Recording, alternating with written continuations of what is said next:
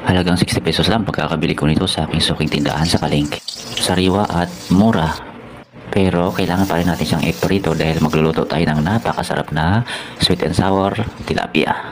Simpleng lahok lang naman ang ating mga kakailanganan. Napakasarap. Umpisa natin mga idol.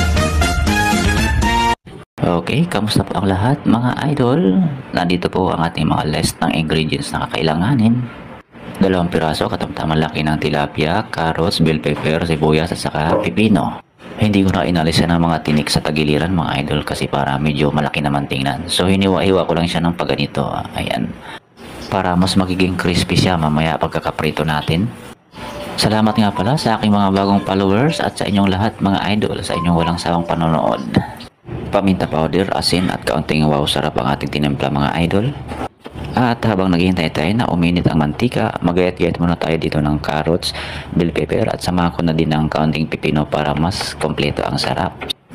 Shoutout nga din pala mga idol sa lahat ng mga OFW na nanonood. Salamat!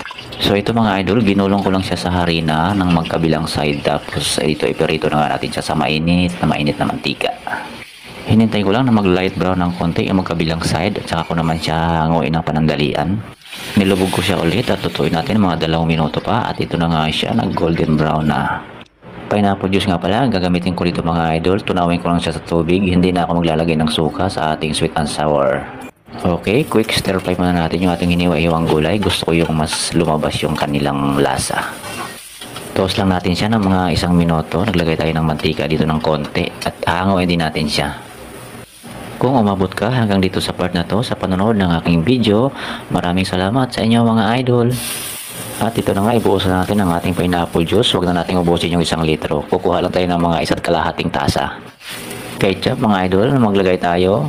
Halawin na natin, lagay na natin yung 1 pack. Sunod na natin ang pineapple tidbits. Sama na natin yung syrup para may balanse ng tamis. Kaunting pampalapot, cornstarch na tinunaw sa tubig. At maglalagay na rin tayo ng 1 scoop na sugar.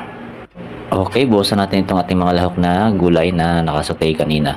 Ayan, halawin naman natin ng konti at ibubuhos na natin doon sa tilapia. Ayan, ito na ang ating napakasarap na sweet and sour tilapia. Nakakatakam. Ganito kasarap na niluto natin ang nakahain sa mesa ay tiyak, mapapa-only rice talaga tayo. Sana nag-enjoy po kayo sa panonood mga idol at maraming salamat sa inyong walang sawang pagsuporta.